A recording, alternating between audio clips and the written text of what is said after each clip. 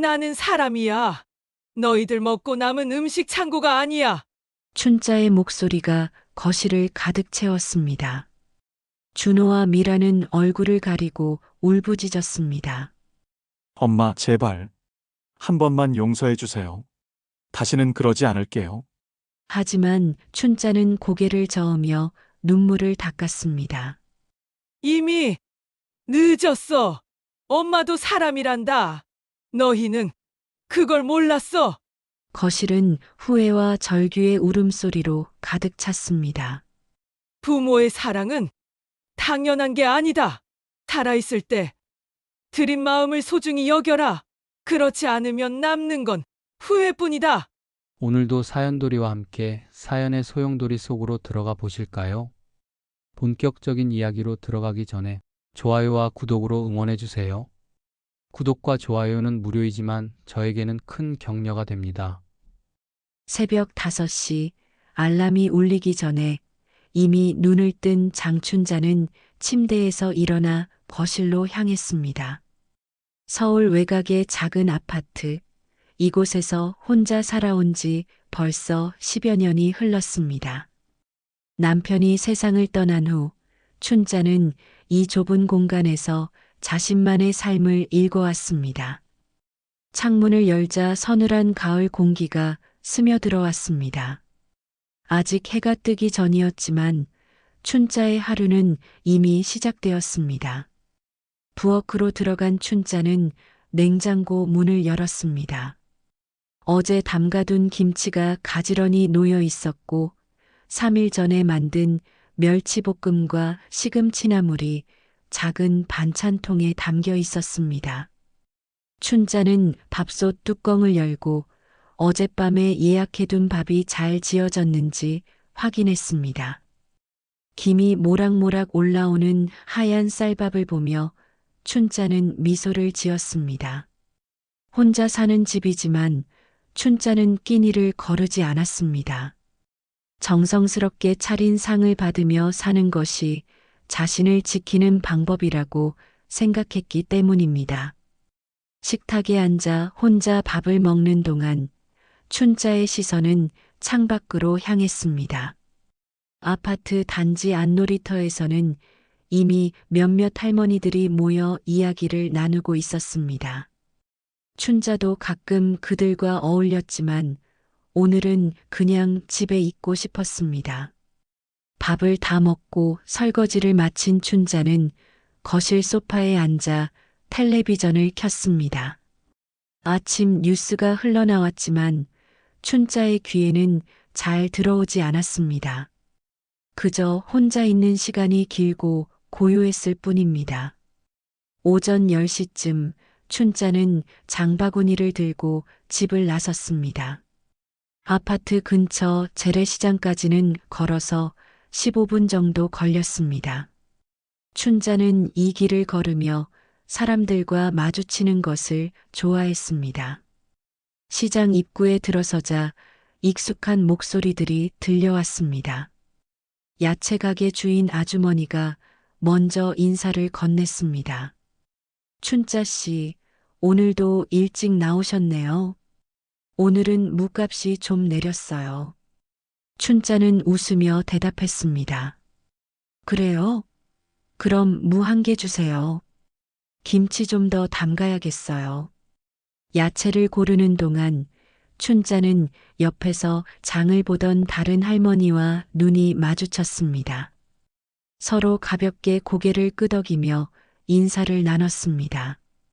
이런 작은 교류가 춘자에게는 위안이 되었습니다. 혼자 사는 집으로 돌아가도 세상과 완전히 단절된 것은 아니라는 느낌을 받을 수 있었기 때문입니다. 생선 가게 앞을 지나가던 춘자는 고등어 몇 마리를 샀습니다. 집에 가서 강고등어를 만들어 냉동실에 넣어두면 며칠은 먹을 수 있었습니다. 두부 가게에 들러 부침개 할 두부도 샀습니다. 장바구니가 점점 무거워졌지만 춘자는 천천히 걸으며 시장 안을 둘러보았습니다. 사람들의 웃음소리, 흥정하는 소리, 생선 굽는 냄새. 이 모든 것이 춘자에게는 살아있다는 증거였습니다. 집으로 돌아온 춘자는 장바구니를 부엌 바닥에 내려놓고 한숨을 돌렸습니다. 무릎이 좀 아팠지만 참을 만했습니다. 장을 본 재료들을 하나씩 꺼내 냉장고에 넣으면서 춘자는 다음 며칠 동안 무엇을 해 먹을지 생각했습니다. 무는 김치를 담가야 하고, 고등어는 구워서 냉동해야 하고, 두부는 부침개를 만들어야 했습니다. 이렇게 계획을 세우는 시간이 춘자에게는 즐거웠습니다. 점심 식사를 마친 후 춘자는 다시 부엌에 섰습니다. 물을 깨끗이 씻어 소금에 절이기 시작했습니다. 김치를 담그는 일은 시간이 오래 걸렸지만 춘자는 이 과정을 좋아했습니다. 양념을 만들고 절인 무에 하나하나 버무리는 동안 춘자는 옛날 생각에 잠겼습니다. 남편이 살아있을 때, 아이들이 어렸을 때, 온 가족이 함께 모여 밥을 먹던 시절. 그때는 이렇게 혼자가 될 줄 몰랐습니다. 김치를 다 담고 나니 오후 4시가 되었습니다. 춘자는 거실 소파에 앉아 잠시 쉬었습니다. 텔레비전에서는 드라마가 방영되고 있었지만 춘자는 졸음이 쏟아져서 눈을 감았습니다. 잠깐 눈을 붙이려고 했지만 어느새 깊은 잠에 빠져들었습니다. 저녁 6시 춘자는 눈을 떴습니다. 창밖은 이미 어두워져 있었습니다. 춘자는 몸을 일으켜 부엌으로 갔습니다. 저녁 식사를 준비해야 했습니다. 아침에 남은 밥을 데우고 냉장고에서 반찬을 꺼냈습니다. 김치, 멸치볶음, 시금치나물. 간단한 저녁상이었지만 춘자는 정성스럽게 상을 차렸습니다. 식탁에 앉아 혼자 밥을 먹는 동안 춘자는 핸드폰을 꺼내 들었습니다. 아들 준호에게서 문자가 한 통 와 있었습니다. 엄마, 주말에 갈게요. 추석 준비 좀 도와드릴게요. 춘자는 문자를 읽고 미소를 지었습니다. 아들이 온다니 반가운 일이었습니다. 하지만 동시에 마음 한구석이 무거워졌습니다. 아들이 올 때마다 느끼는 그 미묘한 감정.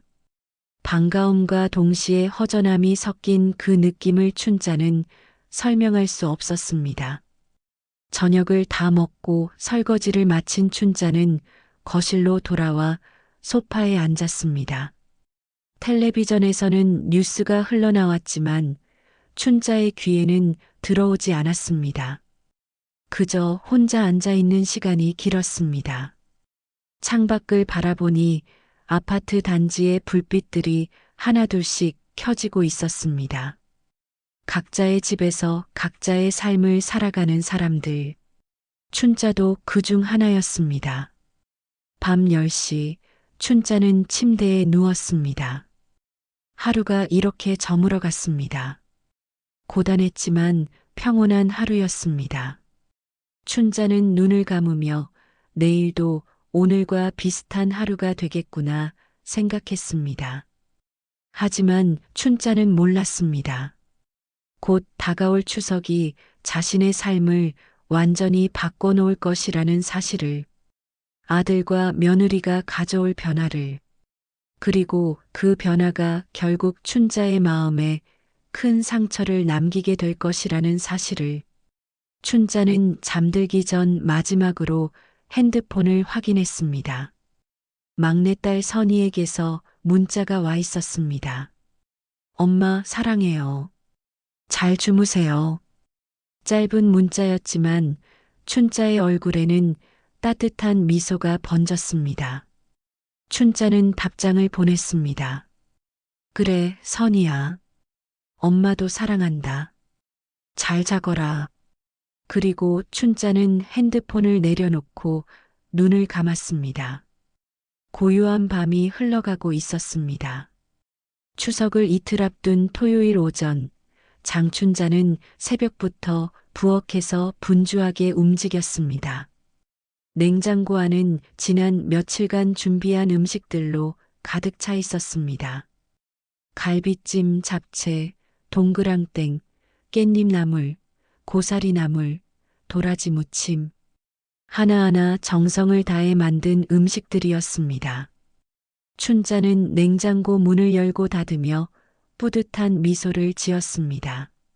아들이 오면 맛있는 음식을 대접할 수 있을 것 같았습니다. 오전 11시쯤 현관 초인종이 울렸습니다. 춘자는 앞치마를 벗으며 급히 현관으로 달려갔습니다. 문을 여니 아들 준호와 며느리 미란이 서 있었습니다. 준호는 42살 중견 회사에 다니는 평범한 직장인이었습니다. 미란은 39살로 준호보다 3살 어렸지만 집안일에는 철저한 성격이었습니다. 어머니, 안녕하세요. 미란이 먼저 인사를 건넸습니다. 춘자는 반갑게 웃으며 두 사람을 안으로 맞아들였습니다. 그래, 잘 왔다. 배고프지? 밥 먹었니? 준호가 신발을 벗으며 대답했습니다. 엄마, 집에서 먹고 왔어요. 괜찮아요. 춘자는 살짝 실망한 표정을 지었지만 곧 미소를 되찾았습니다. 아들과 며느리를 거실로 안내한 춘자는 과일을 깎아내왔습니다.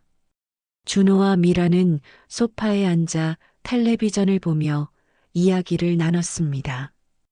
춘자는 부엌에서 차를 끓이며 두 사람의 목소리를 들었습니다.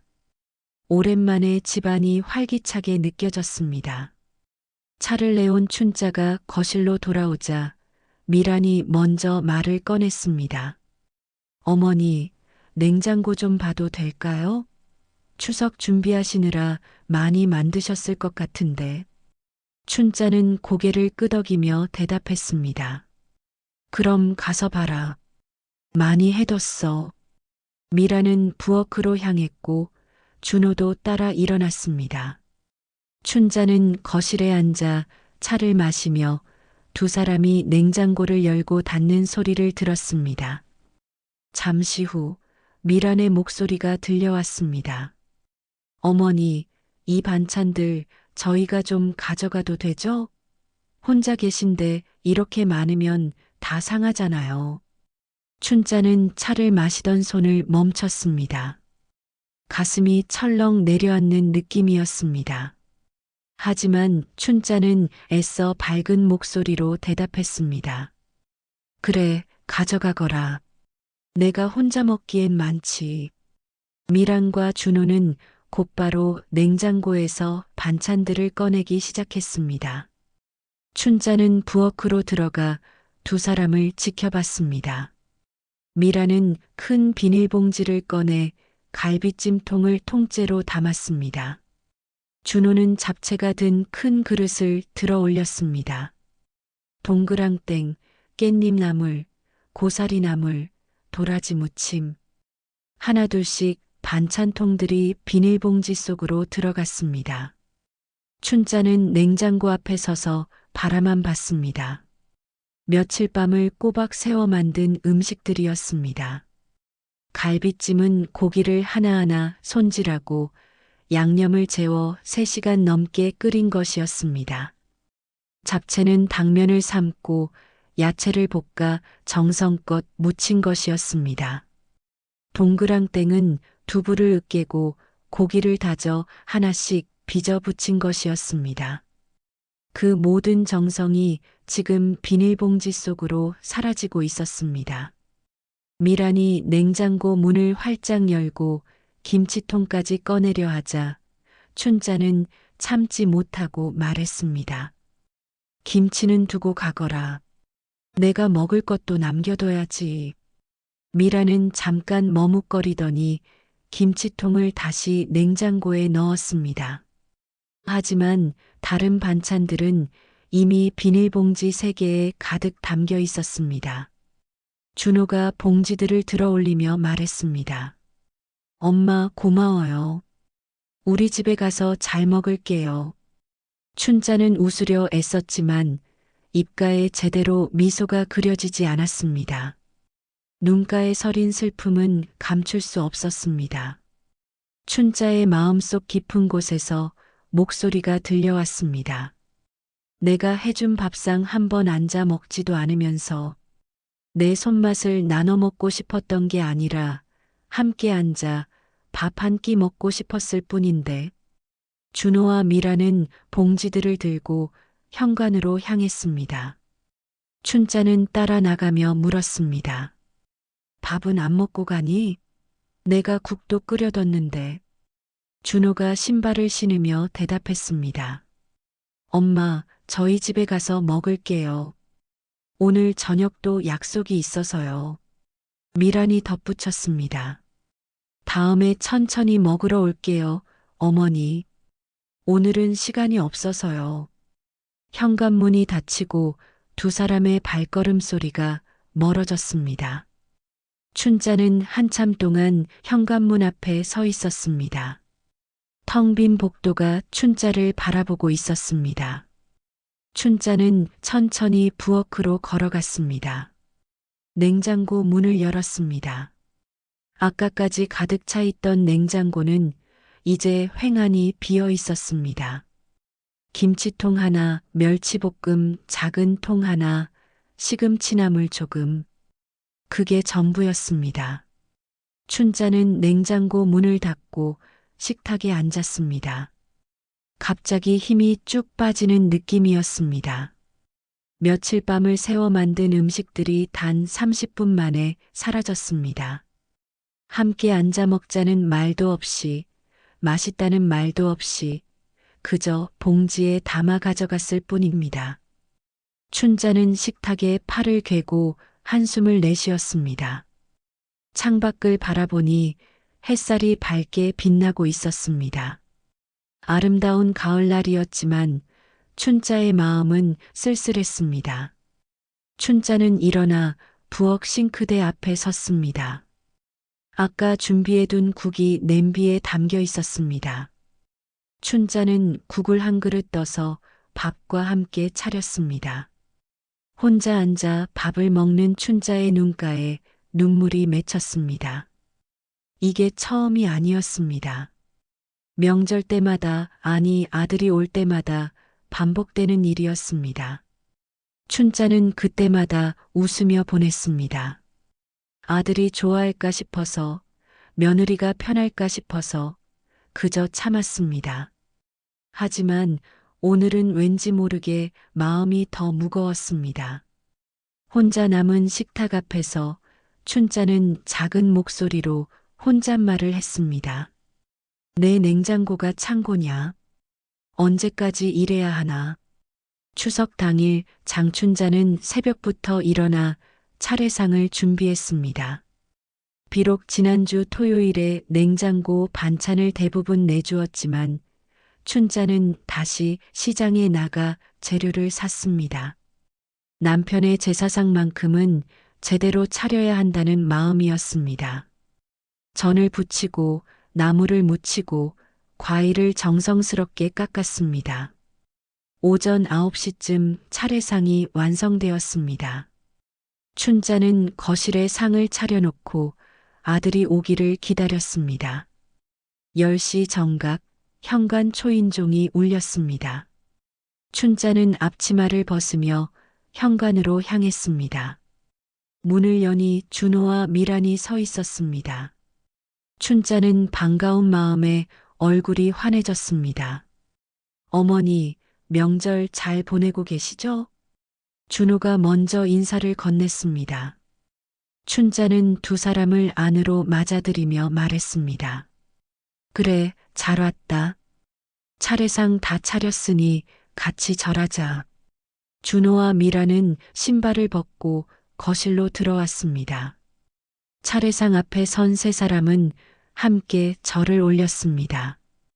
춘자는 남편의 사진을 바라보며 절을 하는 동안 눈가가 뜨거워졌습니다.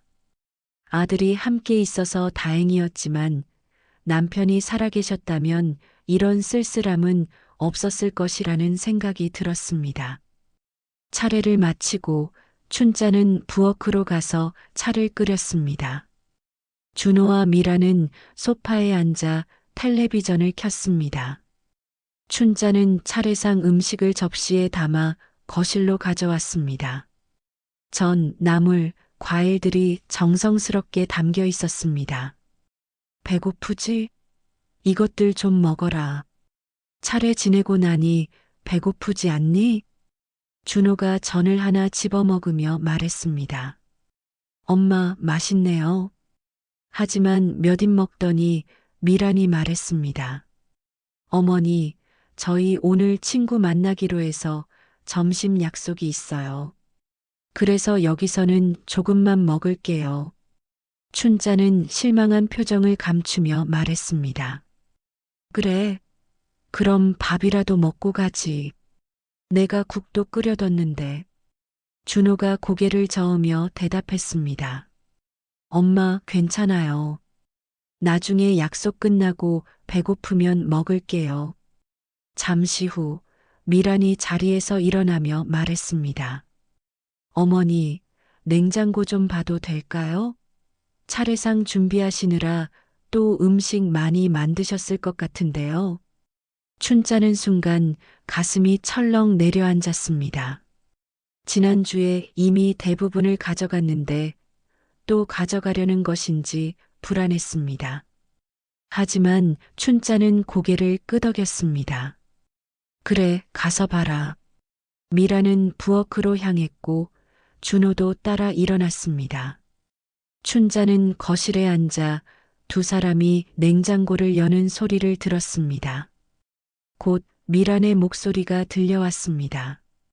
어머니, 이번 주에 또 이것저것 많이 만드셨네요? 혼자 계신데 이렇게 많으면 다 상해요. 춘자는 부엌으로 들어갔습니다. 미란과 준호는 이미 냉장고 문을 활짝 열고 안을 들여다보고 있었습니다. 춘자가 차례상을 위해 다시 준비한 음식들이 가지런히 놓여 있었습니다. 미역나물, 도라지 무침, 전 몇 개, 그리고 어제 새로 담근 깍두기까지. 준호가 먼저 말했습니다. 엄마, 이거 우리가 좀 가져가도 되죠? 엄마 혼자 드실 거 아깝잖아요. 춘자는 말없이 서 있었습니다. 지난주에 이어 또다시 같은 상황이었습니다. 미라는 이미 비닐봉지를 꺼내 음식을 담기 시작했습니다. 미역나물 통을 들어 올리고 도라지 무침 그릇을 꺼내고 전까지 하나씩 봉지에 담았습니다. 춘자는 그저 바라만 볼 뿐이었습니다. 미란이 웃으며 말했습니다. 어머니, 저희가 가져가면 낭비도 줄고 좋잖아요. 혼자 계시는데 이렇게 많이 만드시면 안 돼요. 준호도 덧붙였습니다. 그래요, 엄마. 우리가 가져가면 엄마도 편하고 우리도 집에서 잘 먹을 수 있고 일석이조잖아요. 춘자는 입술을 깨물었습니다. 가슴속에서 뜨거운 감정이 치솟아 올랐습니다. 하지만 춘자는 참았습니다. 아들 앞에서 며느리와 다투고 싶지 않았습니다. 미라는 계속해서 음식을 봉지에 담았습니다. 깍두기 통까지 들어 올리자 춘자는 참지 못하고 말했습니다. 그건 두고 가거라. 내가 먹을 것도 남겨둬야지. 하지만 미라는 이미 깍두기 통을 봉지에 담은 후였습니다. 미란이 말했습니다. 어머니, 깍두기도 우리가 가져가야 신선할 때 먹죠. 남겨두면 쉬어져요. 준호는 봉지 3개를 들어 올리며 말했습니다. 엄마, 고마워요. 잘 먹을게요. 두 사람은 봉지를 들고 현관으로 향했습니다. 춘자는 따라 나가며 물었습니다. 밥은 정말 안 먹고 가니? 내가 너희 좋아하는 갈비탕도 끓여뒀는데. 준호가 신발을 신으며 대답했습니다. 엄마, 약속 시간이 있어서요. 다음에 꼭 먹으러 올게요. 미란이 덧붙였습니다. 그리고 어머니, 우리가 가져가면 어머니도 편하시잖아요. 혼자 다 드시려면 힘드시잖아요. 현관문이 닫혔습니다. 춘자는 한참 동안 문 앞에 서 있었습니다. 그리고 천천히 부엌으로 걸어갔습니다. 냉장고 문을 열었습니다. 텅 비어 있었습니다. 김치 한 통과 멸치볶음 작은 통만 덩그러니 남아있을 뿐이었습니다. 춘자는 냉장고 문을 닫고 식탁에 주저앉았습니다. 내 냉장고가 창고냐? 춘자는 작은 목소리로 중얼거렸습니다. 눈물이 뺨을 타고 흘러내렸습니다. 이번이 처음이 아니었습니다. 명절 때마다 아들이 올 때마다 반복되는 일이었습니다. 춘자는 그때마다 웃으며 보냈습니다. 아들이 좋아할까 싶어서, 며느리가 편할까 싶어서 그저 참았습니다. 하지만 이제는 참기가 힘들었습니다. 춘자는 식탁에 팔을 괴고 한참을 앉아 있었습니다. 창밖을 바라보니 점심때가 되어가고 있었습니다. 아름다운 추석날이었지만 춘자의 마음은 쓸쓸했습니다. 춘자는 일어나 부엌 싱크대 앞에 섰습니다. 아침에 끓여둔 갈비탕이 냄비에 담겨 있었습니다. 춘자는 탕을 한 그릇 떠서 밥과 함께 차렸습니다. 혼자 앉아 밥을 먹는 춘자의 눈가에 눈물이 계속 흘렀습니다. 며칠 밤을 새워 만든 음식들이 또다시 단 1시간 만에 사라졌습니다. 함께 앉아 먹자는 말도 없이, 맛있다는 말도 없이 그저 봉지에 담아 가져갔을 뿐입니다. 춘자가 바란 건 아들과 며느리가 자신의 밥상에 앉아 함께 식사하는 것이었습니다. 하지만 그들에게 춘자의 집은 그저 반찬을 가져가는 곳일 뿐이었습니다. 밥을 다 먹고 설거지를 마친 춘자는 거실로 돌아왔습니다. 텔레비전을 켰지만 화면이 눈에 들어오지 않았습니다. 춘자는 소파에 앉아 천장을 바라봤습니다. 언제까지 이래야 하나? 춘자는 작은 목소리로 혼잣말을 했습니다. 내가 뭘 잘못했길래? 추석이 지나고 며칠 후 장춘자는 다시 일상으로 돌아왔습니다. 하지만 마음속 깊은 곳에는 무언가 무겁게 가라앉은 느낌이 계속되었습니다. 냉장고를 열 때마다 텅 빈 선반이 춘자를 바라보는 것 같았습니다. 춘자는 더 이상 음식을 많이 만들지 않았습니다. 혼자 먹을 만큼만 조금씩 준비했습니다. 시장에 가는 횟수도 줄었습니다. 그저 하루하루를 버티듯 살아가고 있었습니다. 열흘이 지난 어느 날 핸드폰에 문자가 왔습니다. 준호였습니다. 엄마, 이번 주말에 또 갈게요. 반찬 좀 더 만들어주세요. 춘자는 핸드폰을 내려다보며 한숨을 쉬었습니다. 또다시 반복될 일이 눈에 선했습니다. 춘자는 답장을 보내지 않았습니다. 그냥 핸드폰을 내려놓고 창밖을 바라봤습니다. 하지만 토요일이 되자 춘자는 결국 부엌에 섰습니다. 아들을 위해서라도 음식을 준비해야 한다는 마음이 들었습니다. 시장에 나가 재료를 사고 나물을 무치고 고등어를 구웠습니다. 하지만 예전처럼 많이 만들지는 않았습니다. 조금만, 정말 조금만 만들었습니다. 냉장고에 넣고 나니 반찬통 서너 개가 전부였습니다. 오후 2시쯤 준호와 미란이 왔습니다. 현관문을 열고 들어서자마자 미란이 말했습니다. 어머니, 오늘도 반찬 좀 가져갈게요. 저희 집 냉장고가 텅 비었거든요. 춘자는 말없이 고개를 끄덕였습니다. 두 사람은 곧바로 부엌으로 향했습니다. 냉장고 문을 열고 안을 들여다본 미란의 얼굴이 살짝 굳었습니다. 어머니, 이번엔 별로 안 만드셨네요? 이것밖에 없어요? 춘자는 부엌 입구에 서서 대답했습니다. 내가 혼자 먹을 만큼만 만들었어. 너희 말대로 많이 만들면 상하니까. 준호가 냉장고를 들여다보며 말했습니다. 엄마, 그래도 좀 더 만들어 주시지.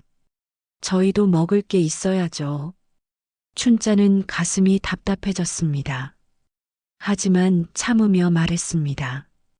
이것도 가져가거라. 내가 필요하면 또 만들면 되니까.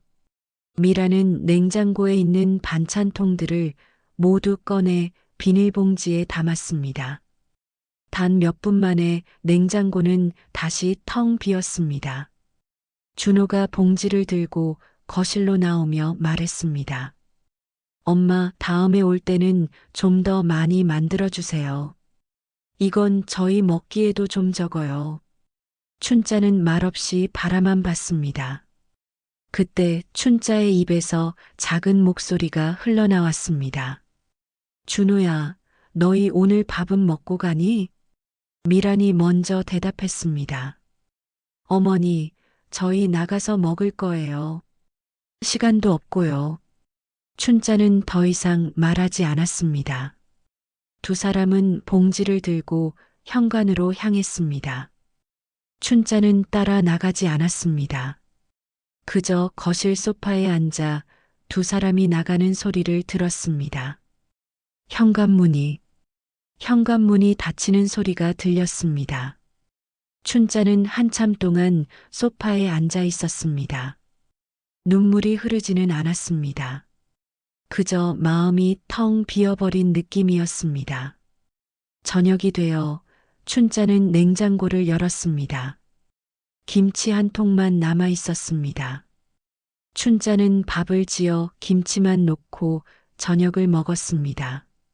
밥맛이 없었지만 억지로 넘겼습니다. 설거지를 하는 동안 춘자는 문득 막내딸 선이가 보고 싶어졌습니다. 선이는 일 때문에 바빠서 자주 오지 못했지만 올 때마다 춘자의 손을 꼭 잡아주곤 했습니다. 춘자는 핸드폰을 꺼내 선이에게 전화를 걸었습니다. 신호음이 몇 번 울린 후 선이의 목소리가 들렸습니다. 엄마, 왜 그러세요? 어디 불편하신 데 있어요? 춘자는 눈물이 터질 것 같아서 잠시 말을 잇지 못했습니다. 선이가 다시 물었습니다. 엄마, 거기 계세요? 춘자는 목소리를 가다듬고 말했습니다. 아니다, 선이야. 그냥 내 목소리가 듣고 싶어서. 선이는 잠시 침묵하더니 말했습니다. 엄마, 무슨 일 있어요? 목소리가 이상해요. 춘자는 더 이상 참을 수 없었습니다. 눈물이 주르륵 흘러내렸습니다. 춘자는 흐느끼며 말했습니다. 선이야, 엄마가 요즘 좀 힘들구나. 오빠가 올 때마다 반찬만 가져가고 가더라. 엄마랑 밥 한 번 같이 먹자는 말도 없이. 선이는 한숨을 쉬며 말했습니다. 엄마, 제가 이번 주말에 갈게요.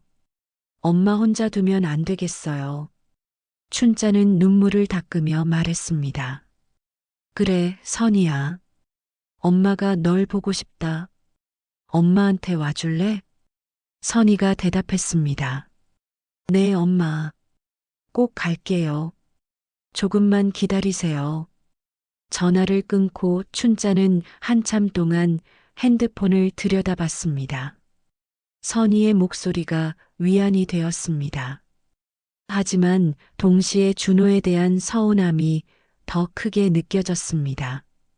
장남인 준호는 왜 엄마의 마음을 헤아리지 못할까? 춘자는 거실 소파에 앉아 창밖을 바라봤습니다. 며칠 후 일요일 오후에 선이가 찾아왔습니다. 현관문을 열고 들어선 선이는 춘자를 보자마자 껴안았습니다. 엄마, 많이 힘드셨죠? 춘자는 선희의 품에 안겨 울음을 터뜨렸습니다. 그동안 참았던 감정들이 한꺼번에 쏟아져 나왔습니다. 선희는 춘자의 등을 쓰다듬으며 말했습니다. 엄마, 괜찮아요. 제가 왔잖아요. 두 사람은 거실 소파에 앉았습니다. 춘자는 선희의 손을 꼭 잡고 말했습니다. 선희야, 엄마가 너무 힘들다. 오빠가 올 때마다 반찬만 싹 가져가고 가더라. 엄마랑 밥 한 번 같이 안 먹어. 엄마가 바란 건 그게 아닌데. 선희는 춘자의 손을 꼭 잡으며 말했습니다.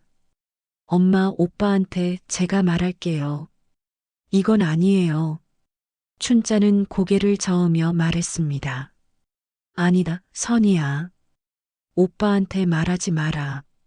오빠가 며느리랑 사이 나빠질까봐. 선희는 한숨을 쉬며 말했습니다. 엄마, 그래도 이건 아니잖아요. 엄마가 이렇게 힘들어 하시는데. 춘자는 눈물을 닦으며 말했습니다. 그냥 엄마가 참으면 되는 거야. 괜찮다. 하지만 춘자의 목소리에는 힘이 없었습니다.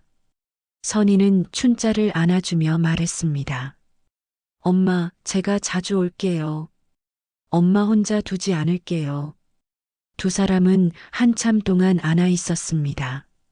선희의 따뜻함이 춘자에게 전해졌습니다. 춘자는 마음속으로 생각했습니다. 그래, 선희만 있어도 난 괜찮아. 하지만 동시에 준호에 대한 서운함은 더 깊어졌습니다. 저녁이 되어 선희는 춘자와 함께 밥을 먹었습니다. 춘자는 간단하게 국을 끓이고 계란말이를 부쳤습니다. 선희는 맛있게 먹으며 말했습니다. 엄마 손맛은 역시 최고예요. 춘자는 선희를 바라보며 미소를 지었습니다. 그 한마디가 춘자에게는 큰 위로가 되었습니다. 함께 밥을 먹는 시간, 그것이 춘자가 원했던 것이었습니다. 선희는 설거지까지 마치고 춘자에게 말했습니다. 엄마, 다음 주에 또 올게요.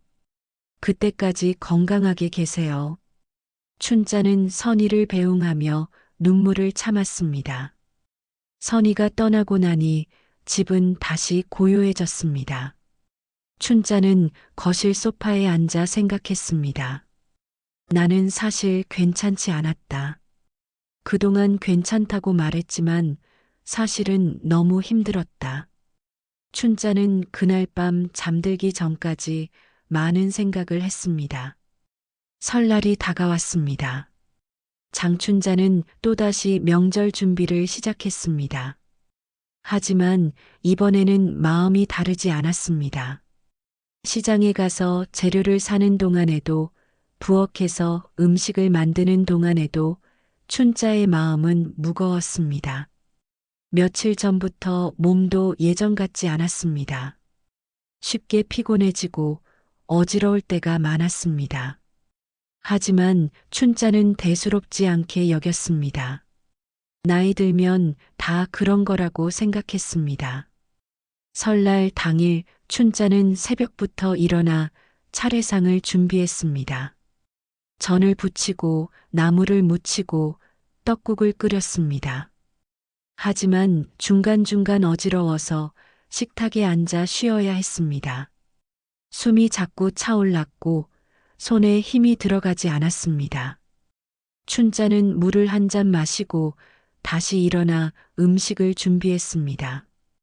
오전 10시쯤 준호와 미란이 왔습니다. 춘자는 현관문을 열고 두 사람을 맞이했습니다. 하지만 문을 여는 순간 눈앞이 빙글 돌았습니다. 춘자는 문틀을 잡고 버텼습니다. 엄마, 괜찮으세요? 준호가 걱정스러운 표정으로 물었습니다.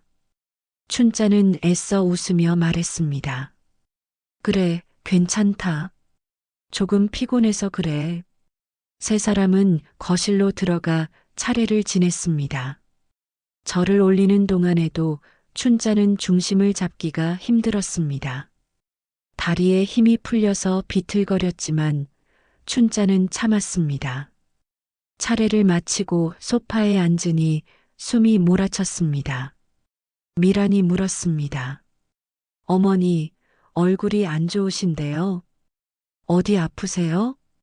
춘자는 고개를 저으며 말했습니다. 아니다. 괜찮아. 하지만 춘자의 얼굴은 창백했습니다. 준호가 말했습니다. 엄마, 떡국 먹고 좀 쉬세요. 제가 가져올게요. 춘자는 고개를 끄덕였습니다. 준호는 부엌으로 가서 떡국을 3그릇 담아왔습니다. 3사람은 식탁에 앉아 떡국을 먹었습니다.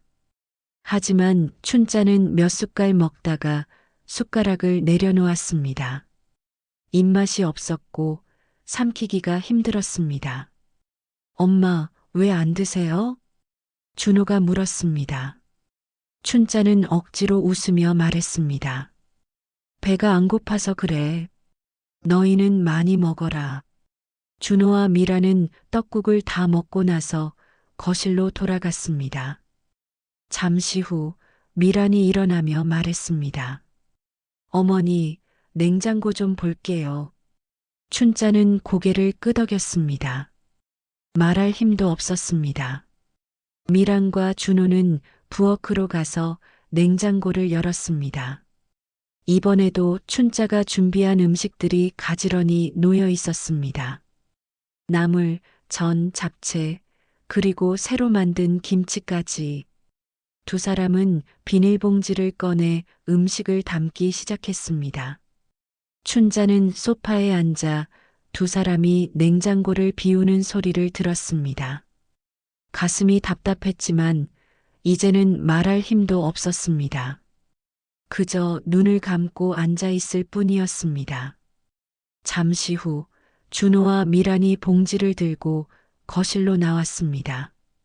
엄마, 저희 이제 가볼게요. 오늘 처가에도 가봐야 해서요. 춘자는 눈을 뜨고 2사람을 바라봤습니다. 말을 하려 했지만 목소리가 나오지 않았습니다. 준호가 걱정스러운 표정으로 물었습니다. 엄마, 정말 괜찮으세요? 병원 가보시는 게 좋을 것 같은데요. 춘자는 고개를 저으며 겨우 말했습니다. 괜찮다. 가거라. 2사람은 현관으로 향했습니다. 문이 닫히는 소리가 들렸습니다. 춘자는 소파에 그대로 앉아 있었습니다. 움직일 힘이 없었습니다. 몸이 너무 무거웠고 머리가 지끈거렸습니다. 춘자는 눈을 감고 잠시 쉬었습니다. 얼마나 시간이 흘렀을까요? 춘자는 눈을 떴습니다. 창밖은 이미 어두워져 있었습니다.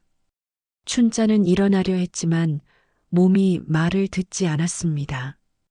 다리에 힘이 들어가지 않아서 다시 소파에 주저앉았습니다. 춘자는 핸드폰을 찾아 탁자 위를 더듬었습니다.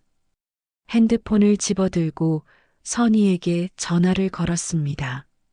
신호음이 울렸지만 선희는 받지 않았습니다. 아마 설날이라 바쁜 것 같았습니다. 춘자는 문자를 보냈습니다. 선희야, 엄마 좀 안 좋다. 시간 되면 전화해줘. 문자를 보내고 춘자는 다시 눈을 감았습니다. 다음 날 아침 춘자는 병원에 가기로 마음먹었습니다. 몸 상태가 너무 안 좋았기 때문입니다. 택시를 타고 동네 병원에 도착한 춘자는 의사 선생님을 만났습니다. 의사는 춘자를 진찰하고 혈액 검사를 했습니다. 결과를 기다리는 동안 춘자는 병원 대기실에 앉아 있었습니다. 주변에는 다른 환자들도 앉아 있었습니다. 모두들 자신의 걱정거리를 안고 있는 것 같았습니다. 1시간쯤 지나서 춘자의 이름이 불렸습니다. 춘자는 다시 진료실로 들어갔습니다. 의사는 심각한 표정으로 말했습니다. 어르신, 영양실조와 빈혈 증상이 심각합니다. 제대로 식사를 못 하셨군요. 춘자는 말없이 고개를 숙였습니다. 의사가 계속 말했습니다. 혈액 수치가 많이 낮아져 있어요. 이대로 두면 건강이 더 악화될 수 있습니다. 당장 영양제 처방을 해드릴 테니 꼭 챙겨 드시고 식사를 제대로 하셔야 합니다. 춘자는 고개를 끄덕였습니다. 하지만 춘자는 대답할 수가 없었습니다. 제대로 식사를 못한 게 아니었습니다. 만든 음식을 모두 아들에게 내주고 자신은 남은 것으로 끼니를 때웠던 것입니다. 병원을 나온 춘자는 약국에서 영양제를 받고 집으로 돌아왔습니다. 집에 도착해서 현관문을 열고 들어서니 텅 빈 집이 춘자를 맞이했습니다. 춘자는 거실 소파에 앉아 한참을 멍하니 있었습니다. 병원 대기실에서 했던 생각이 다시 떠올랐습니다. 내가 뭘 잘못했길래 자식한테도 이 모양일까? 춘자는 작은 목소리로 혼잣말을 했습니다. 눈물이 흘러내렸습니다. 그동안 참았던 감정들이 한꺼번에 쏟아져 나왔습니다. 춘자는 소파에 앉아 한참을 울었습니다. 울다가 지쳐서 그대로 잠이 들었습니다. 저녁 때 핸드폰이 울렸습니다. 선이었습니다. 춘자는 핸드폰을 받았습니다. 엄마, 문자 봤어요. 어디 아프세요? 춘자는 눈물을 닦으며 말했습니다. 선이야, 엄마가 병원 갔다 왔다. 영양실조래. 선이는 깜짝 놀라며 말했습니다. 엄마, 왜요? 식사는 제대로 하셨어요? 춘자는 대답하지 못했습니다. 그저 흐느낄 뿐이었습니다. 선이가 다급하게 말했습니다. 엄마, 제가 지금 갈게요. 거기 계세요. 춘자는 전화를 끊고 소파에 앉아 기다렸습니다. 1시간쯤 후 선이가 도착했습니다. 선이는 춘자를 보자마자 안아주었습니다. 엄마, 왜 이렇게까지 되셨어요? 춘자는 선이의 품에서 울음을 터뜨렸습니다. 선이는 춘자를 달래며 말했습니다. 엄마, 이제 내가 챙길게요. 걱정하지 마세요. 그날 밤 선이는 춘자와 함께 저녁을 먹었습니다. 선이는 냉장고를 열어봤지만 안에는 아무것도 없었습니다. 선이는 밖에 나가 음식을 사왔습니다. 두 사람은 함께 밥을 먹으며 이야기를 나눴습니다. 춘자는 선이에게 모든 것을 털어놓았습니다. 오빠가 올 때마다 냉장고를 텅 비워갔던 일, 함께 밥을 먹지 않고 반찬만 가져갔던 일. 선이는 분노하며 말했습니다. 오빠한테 제가 말할게요. 이건 정말 아니에요. 하지만 춘자는 손을 내저으며 말했습니다. 아니다. 그냥 엄마가 이제 달라져야겠다. 내 목소리를 남겨야겠다. 춘자의 눈빛에는 결연함이 담겨 있었습니다. 그날 밤 선이가 돌아간 후 장춘자는 잠을 이루지 못했습니다. 침대에 누워 천장을 바라보며 많은 생각을 했습니다. 지금까지 살아온 인생이 주마등처럼 스쳐 지나갔습니다. 남편과 함께 아이들을 키우던 시절, 어려운 살림 속에서도 밥상만큼은 풍성하게 차리려 애썼던 날들. 그때는 힘들었지만 행복했습니다. 온 가족이 함께 모여 밥을 먹고 웃고 떠들던 그 시간들이 그리웠습니다. 하지만 이제는 달랐습니다. 아들은 춘자의 집을 반찬 창고로만 여기고 있었습니다. 춘자가 바란 건 함께 앉아 밥 한 끼 나누는 것이었는데 아들은 그 마음을 알지 못했습니다. 춘자는 이불을 끌어당기며 생각했습니다. 이제는 달라져야 한다. 더 이상 당하고만 있을 수는 없다. 다음 날 아침 춘자는 일찍 일어나 씻고 옷을 갈아입었습니다. 거울을 보니 얼굴이 많이 수척해진 것이 보였습니다. 춘자는 거울 속 자신을 한참 바라봤습니다. 그리고 작게 중얼거렸습니다. 장춘자, 이제 내 목소리를 내야 한다. 더 이상 참으면 안 돼. 춘자는 가방을 들고 집을 나섰습니다. 은행으로 향하는 발걸음이 무겁지는 않았습니다. 오히려 마음이 홀가분했습니다. 결심을 했기 때문입니다. 은행에 도착한 춘자는 창구 직원에게 말했습니다. 유언 공증을 하고 싶습니다. 직원은 춘자를 안내해 상담실로 데려갔습니다. 상담사가 친절하게 설명했습니다. 어르신, 유언 공증은 법적 효력이 있는 문서입니다. 신중하게 결정하셔야 합니다. 춘자는 고개를 끄덕이며 말했습니다. 알고 있습니다. 제대로 하고 싶어요. 상담사는 서류를 꺼내며 물었습니다. 재산을 어떻게 분배하고 싶으신가요? 춘자는 망설이지 않고 대답했습니다. 제 전 재산은 막내딸 김선희에게 남깁니다. 상담사는 잠시 놀란 표정을 지었습니다. 보통 장남에게 재산을 물려주는 경우가 많았기 때문입니다. 하지만 상담사는 더 이상 묻지 않고 서류를 작성하기 시작했습니다. 춘자는 서류에 한 글자 한 글자 정성스럽게 서명했습니다. 손이 떨렸지만 춘자는 끝까지 정확하게 이름을 썼습니다. 공증을 마치고 은행을 나온 춘자는 근처 공원 벤치에 앉았습니다. 손에는 공증 서류가 들려 있었습니다. 춘자는 서류를 가슴에 꼭 안았습니다. 이제 한 가지가 더 남았습니다. 자신의 마음을 담은 목소리를 남기는 것이었습니다. 집으로 돌아온 춘자는 핸드폰을 꺼냈습니다. 녹음 기능을 켜고 춘자는 깊게 숨을 들이마셨습니다. 그리고 말하기 시작했습니다. 준호야, 엄마 목소리 잘 들어라. 엄마가 이 말을 할 때가 올 줄은 몰랐다. 너를 낳고 키우면서 엄마는 정말 행복했어. 내가 잘 자라주는 것만으로도 엄마는 세상을 다 가진 기분이었단다. 춘자는 잠시 말을 멈추고 눈물을 닦았습니다. 그리고 다시 말을 이었습니다. 하지만 요즘 너는 엄마를 사람이 아니라 반찬 창고로만 생각하는 것 같구나. 명절 때마다 올 때마다 냉장고를 텅 비워가면서도 엄마랑 밥 한 번 같이 먹지 않았어. 엄마가 바란 건 내가 반찬을 가져가는 게 아니었어. 그냥 엄마랑 함께 앉아서 밥 한 끼 먹는 거였어.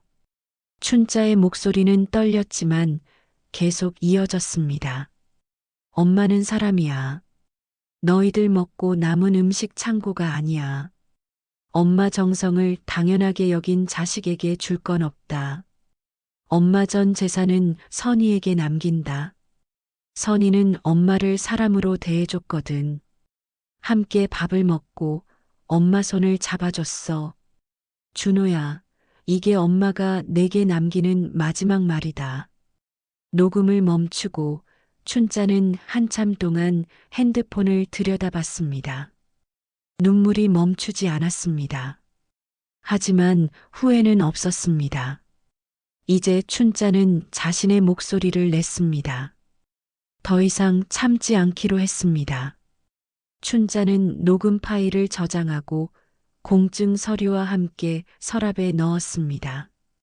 그리고 선희에게 전화를 걸었습니다. 선희야, 엄마가 할 말이 있다. 시간 되면 집에 와줄래? 선희는 걱정스러운 목소리로 대답했습니다. 엄마, 무슨 일이에요? 괜찮으세요? 춘자는 침착하게 말했습니다. 괜찮다. 그냥 내게 줄 게 있어서. 이번 주말에 올 수 있니? 선희가 대답했습니다. 네, 엄마. 토요일에 갈게요. 전화를 끊고 춘자는 창밖을 바라봤습니다. 하늘이 맑았습니다. 춘자는 오랜만에 마음이 평온해지는 것을 느꼈습니다. 결정을 내렸기 때문입니다. 이제 남은 것은 그 결정을 아들에게 알리는 것 뿐이었습니다. 며칠이 지나고 토요일이 되었습니다. 선희가 약속대로 찾아왔습니다. 춘자는 선희를 거실로 안내하고 차를 끓여왔습니다. 두 사람은 소파에 앉아 마주 보았습니다. 춘자는 서랍에서 공증 서류를 꺼내 선희에게 건넸습니다. 선희야, 이거 받아라. 선희는 서류를 펼쳐보고 깜짝 놀랐습니다. 엄마, 이게 뭐예요? 유언장이에요?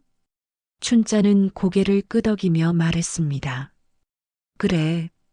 엄마 전 재산을 내게 남긴다. 선희는 당황하며 말했습니다. 엄마, 왜요? 오빠도 있잖아요. 춘자는 선희의 손을 꼭 잡으며 말했습니다. 선희야, 내가 엄마를 사람으로 대해줬어. 함께 밥을 먹고 엄마 마음을 챙겨줬지. 오빠는 엄마를 반찬 창고로만 생각했어. 그래서 엄마는 이렇게 결정했다. 선희는 눈물을 글썽이며 말했습니다. 엄마, 오빠한테 말해야 하는 거 아니에요? 춘자는 고개를 저으며 말했습니다. 아니다. 때가 되면 오빠도 알게 될 거야. 지금은 내가 이 서류를 잘 보관하거라. 선희는 서류를 꼭 쥐고 춘자를 안아주었습니다. 두 사람은 한참 동안 안아 있었습니다. 춘자는 선희의 따뜻함을 느끼며 마음이 편안해졌습니다. 이제 준비는 끝났습니다. 남은 것은 아들에게 진실을 알리는 것뿐이었습니다. 그날 저녁 선희가 돌아간 후 춘자는 혼자 저녁을 먹었습니다. 간단하게 국과 밥, 그리고 김치만 놓고 먹었습니다. 하지만 마음은 예전보다 가벼웠습니다. 춘자는 자신의 결정에 확신을 가지고 있었습니다. 설거지를 마치고 거실로 돌아온 춘자는 소파에 앉아 텔레비전을 켰습니다. 드라마가 흘러나왔지만 춘자의 귀에는 들어오지 않았습니다. 춘자는 그저 창밖을 바라보며 생각에 잠겼습니다. 며칠 후면 또 명절이 다가올 것입니다. 아들과 며느리가 올 것입니다. 그때 춘자는 자신의 마음을 전할 것입니다. 더 이상 참지 않을 것입니다.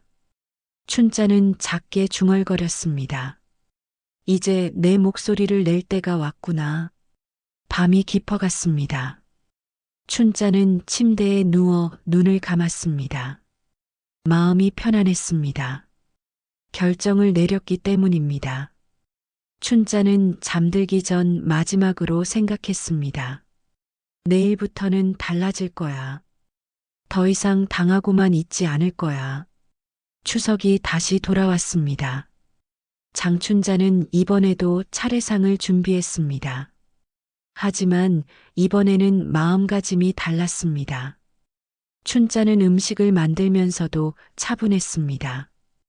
더 이상 아들과 며느리를 위해 많이 만들지 않았습니다. 차례상에 올릴 만큼만, 자신이 먹을 만큼만 준비했습니다. 냉장고에는 예전처럼 가득 채워지지 않았습니다. 춘자는 그것으로 충분하다고 생각했습니다. 추석 당일 오전, 춘자는 차례상을 차렸습니다. 전, 나물, 과일들이 정갈하게 놓였습니다. 춘자는 남편의 사진 앞에 서서 말했습니다. 여보, 오늘 큰일이 날 것 같소? 하지만 춘자는 이제 참지 않을 거요. 지켜봐 주시오. 10시가 되자 현관 초인종이 울렸습니다. 춘자는 심호흡을 하고 문을 열었습니다. 준호와 미란이 서 있었습니다. 두 사람은 평소처럼 밝은 표정이었습니다. 어머니, 명절 잘 보내고 계시죠? 미란이 먼저 인사를 건넸습니다. 춘자는 말없이 고개를 끄덕이고 두 사람을 안으로 맞아들였습니다. 거실로 들어온 준호와 미란은 차례상을 보며 말했습니다. 엄마 상 차리느라 고생하셨어요. 세 사람은 차례상 앞에 섰습니다. 함께 절을 올렸습니다. 춘자는 절을 하면서도 마음속으로 준비를 했습니다. 오늘은 모든 것을 말할 것이라고. 차례를 마치고 춘자는 부엌으로 가서 차를 끓여왔습니다. 준호와 미라는 소파에 앉아 텔레비전을 보고 있었습니다. 이것들 좀 먹어라.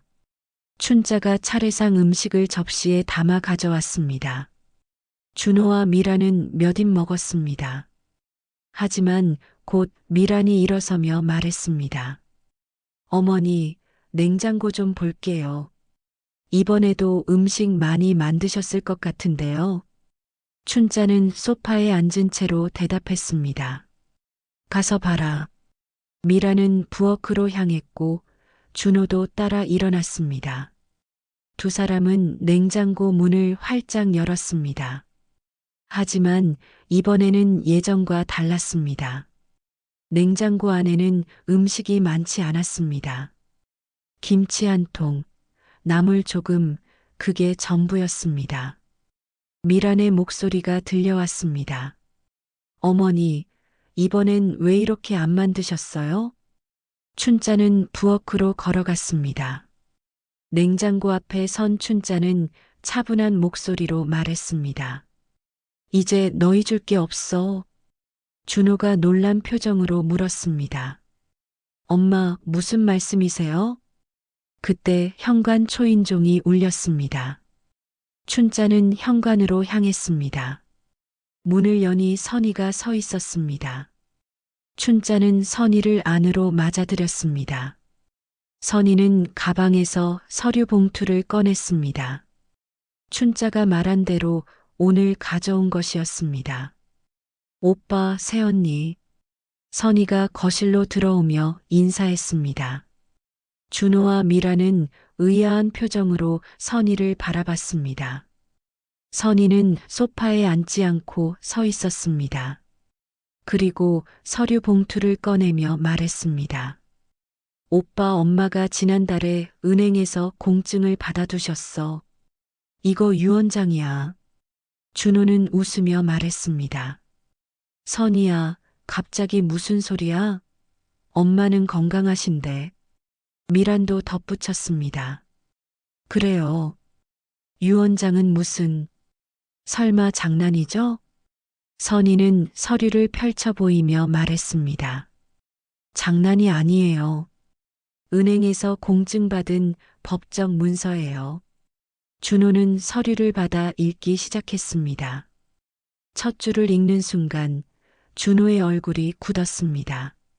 미란이 옆에서 함께 읽었습니다. 서류에는 분명히 적혀 있었습니다. 전 재산은 막내딸 김선희에게 상속한다. 준호는 어머니를 바라보며 물었습니다. 엄마, 이게 무슨 일이에요? 왜 이런 걸 만드셨어요? 미란도 당황하며 말했습니다. 어머니, 저희가 뭘 잘못했어요? 왜 갑자기 이러세요? 춘자는 소파에 앉았습니다. 그리고 차분하게 말하기 시작했습니다. 준호야, 미란아. 너희가 뭘 잘못했는지 정말 모르겠니? 준호는 당황하며 대답했습니다. 엄마, 저희가 잘못한 게 뭔데요? 저희는 엄마 생각해서 반찬 가져간 거잖아요. 춘자는 고개를 저으며 말했습니다. 그게 문제야. 너희는 엄마 집을 반찬 창고로만 생각했어. 명절 때마다 올 때마다 냉장고만 싹 털어갔지. 엄마랑 밥 한 번 같이 먹지 않았어. 미란이 변명했습니다. 어머니, 저희도 바빠서 그랬어요. 시간이 없어서. 춘자는 미란을 똑바로 바라보며 말했습니다. 시간이 없어? 냉장고 비울 시간은 있으면서 밥 먹을 시간은 없다는 게 말이 되니? 준호는 무릎을 꿇으며 말했습니다. 엄마, 죄송해요. 저희가 잘못했어요. 다시는 그러지 않을게요. 하지만 춘자는 고개를 저었습니다. 이미 늦었어. 엄마는 결정했단다. 미란이 울먹이며 말했습니다. 어머니, 그래도 준호는 장남이잖아요. 전통적으로 장남이 재산을 물려받는 거잖아요. 춘자는 단호하게 말했습니다. 전통? 그럼 전통적으로 장남은 부모를 모시는 거 아니니? 너희는 엄마를 모신 게 아니라 반찬만 가져갔잖아. 준호는 얼굴이 하얗게 질렸습니다. 미란도 말을 잇지 못했습니다. 춘자는 계속 말했습니다. 준호야, 미란아. 내가 너희한테 바란 건 돈이 아니었다. 그냥 내 밥상을 함께 해주는 거였어. 그런데 너희는 그 마음을 가져가지 않았구나. 엄마 정성을 당연하게 여기고 엄마를 사람이 아니라 창고로 봤어. 준호는 통곡하며 말했습니다. 엄마, 정말 죄송해요. 제가 잘못했어요. 다시 한 번만 기회를 주세요.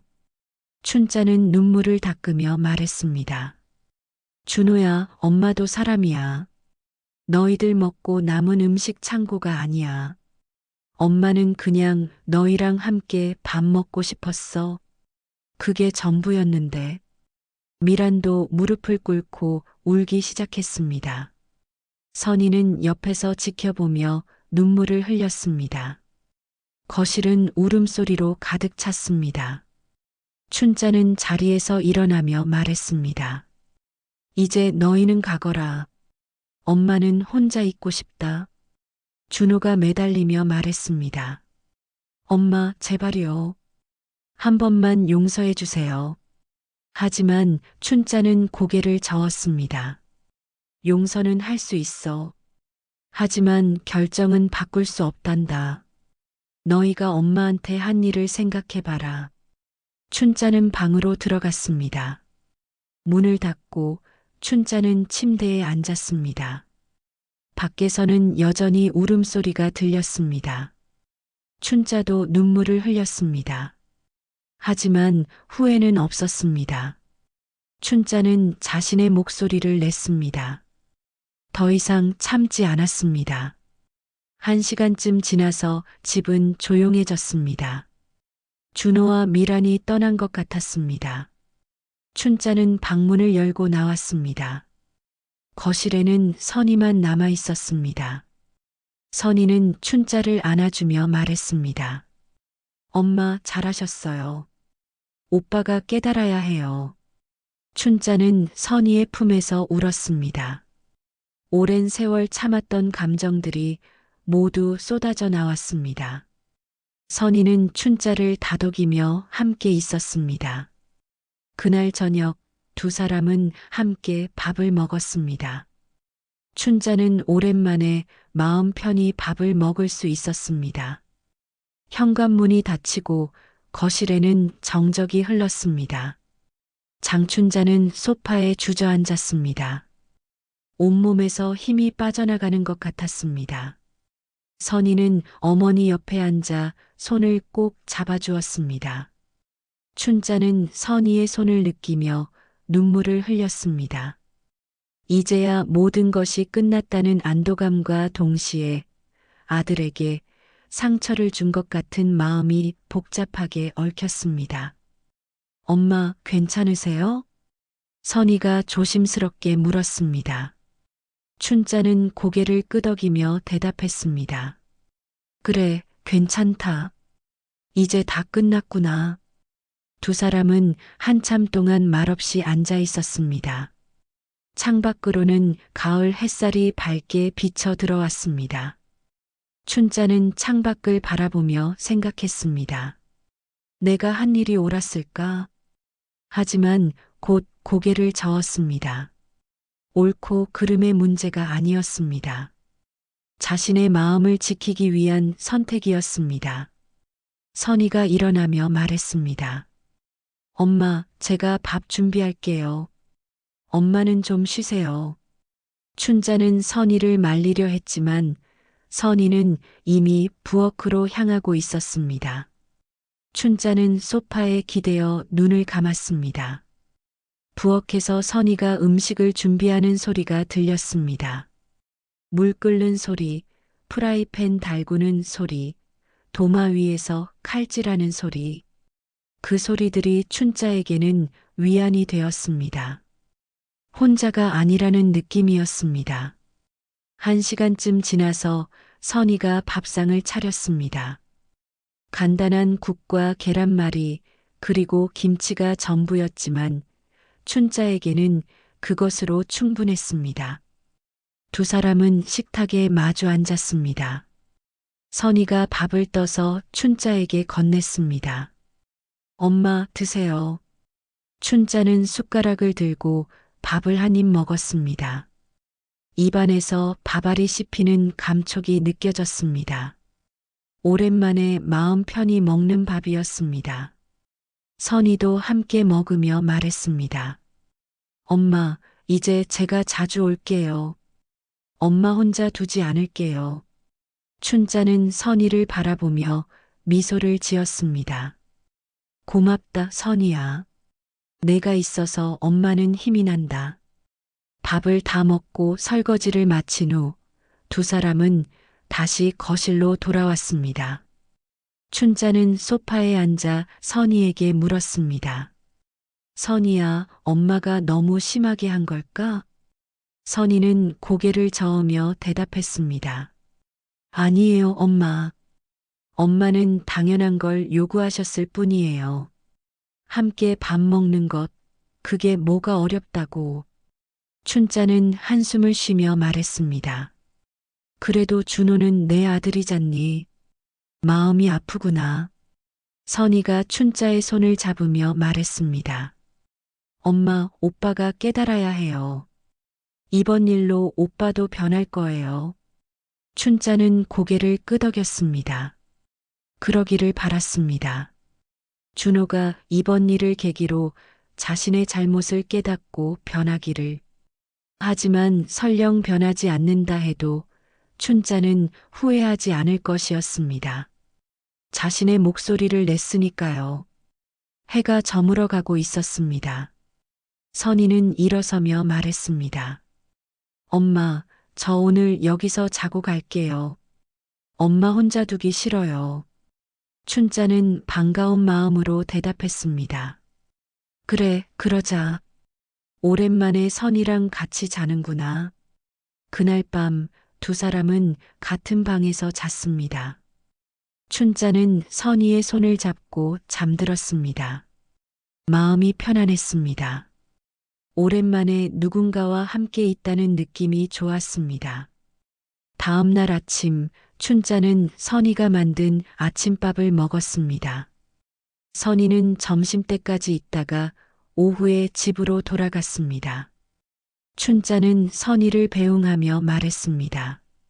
선희야, 자주 와줘라. 엄마가 내가 보고 싶을 것 같다. 선희가 춘자를 안아주며 말했습니다. 네, 엄마. 다음 주에 또 올게요. 선희가 떠나고 춘자는 다시 혼자가 되었습니다. 하지만 예전처럼 외롭지는 않았습니다. 마음속에 선희가 있었고 자신의 결정에 대한 확신이 있었습니다. 춘자는 거실 소파에 앉아 창밖을 바라봤습니다. 며칠이 지났습니다. 준호에게서는 아무런 연락이 없었습니다. 춘자는 핸드폰을 들여다보며 한숨을 쉬었습니다. 준호가 화가 났을 것이라고 생각했습니다. 하지만 어쩔 수 없었습니다. 이미 선택한 길이었습니다. 일주일쯤 지난 어느 날 현관 초인종이 울렸습니다. 춘자는 문을 열었습니다. 준호가 서 있었습니다. 하지만 예전과는 달랐습니다. 손에는 봉지가 아니라 꽃다발을 들고 있었습니다. 얼굴에는 후회와 반성이 가득했습니다. 엄마, 들어가도 될까요? 춘자는 말없이 문을 열어주었습니다. 준호는 거실로 들어와 무릎을 꿇었습니다. 엄마, 죄송해요. 제가 정말 잘못했어요. 그동안 엄마 마음을 전혀 몰랐어요. 춘자는 준호를 내려다보며 말했습니다. 일어나거라. 준호는 일어나 소파에 앉았습니다. 춘자도 옆에 앉았습니다. 준호가 말을 이었습니다. 엄마, 지난 일주일 동안 정말 많이 생각했어요. 제가 엄마한테 얼마나 못된 짓을 했는지 깨달았어요. 엄마는 반찬을 달라고 한 적이 없는데 저는 당연하게 가져갔어요. 엄마가 바란 건 함께 밥 먹는 거였는데 춘자는 눈물을 닦으며 말했습니다. 그래, 엄마가 바란 건 그거였어. 그냥 너랑 함께 밥 한 끼 먹는 거. 준호도 눈물을 흘렸습니다. 엄마, 오늘 엄마랑 밥 먹어도 될까요? 제가 밥 사올게요. 춘자는 고개를 저으며 말했습니다. 아니다.